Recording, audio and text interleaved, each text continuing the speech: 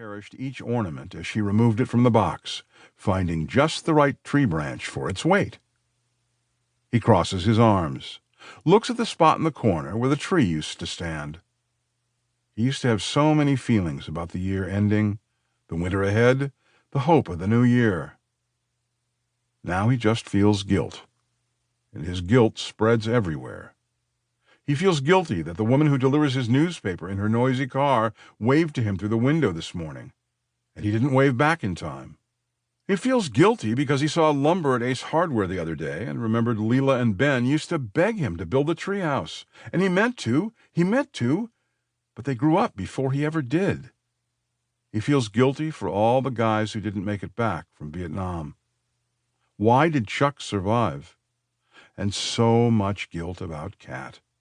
As if he's in a supermarket of guilt, and his cart's overflowing. What should he do about the rental in Hilton Head? He stands in the kitchen the next morning. On the table, he sees the listing agreement, prepaid, and check-in information on a small blue card.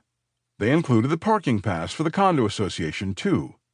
But all that anticipation he used to feel, the tease of warm weather and long days and the pool and the ocean, is gone. Christmas came and went, and it was such a quiet, uneventful day. Now, instead of that excitement of going south in mid-January, instead of his and Kat's 15-year tradition of driving the 12 or so hours with a car packed with luggage and groceries and cleaning supplies and that faded beach blanket, he doesn't know what to do. He thought the holidays would be the hardest. He didn't know the ultimate challenge, the boss battle, his granddaughter Gabby would call it, is Hilton Head, the island where he and Kat felt most alive. How can he need to be there so much right now and never want to see the place again, both at the same time? Can he go there without her? Does he want to be there without her?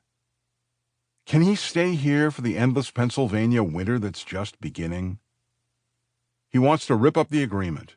He wants Hilton Head to be gone, too, because Kat's gone, and he assumed that they had at least 10 more years to keep doing this. They had argued over what the other one would do when one of them died, but they never discussed Hilton Head. I want to go first. No, I want it to be me. I just don't want to live without you, one of them always said. Now Sal's at the door. Chuck can tell from the fast, single-knuckled rap.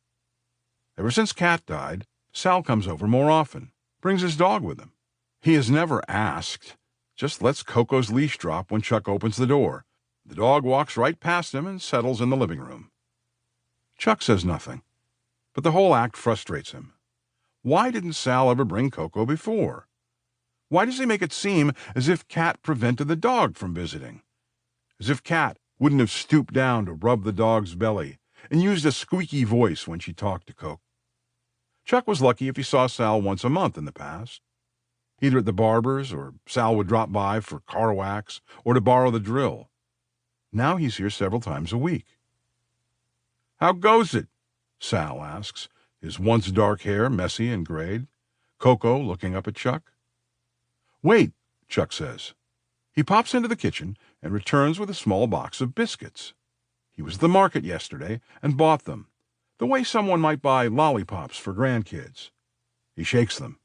Here, girl. Hang on, Sal says. I should see the ingredients. They're dog biscuits. Yeah, but the vet said she has to watch. They're standard goddamn dog biscuits. Chuck half glares at Sal, and Sal just shakes his head and makes the go-ahead motion as he pulls out a dining room chair and plops down. What are you even doing here? Chuck wants to ask. Know-it-all Sal, who lives 5 houses down.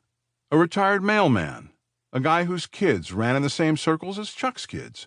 In band together, on the swim team together. Kat and Sal's wife, Marguerite, were close, and maybe Marguerite urges Sal to come over and keep an eye on him. Want coffee? Chuck says as Coco takes 2 biscuits and goes back to her usual spot. He sits on the chair by her and rubs her head.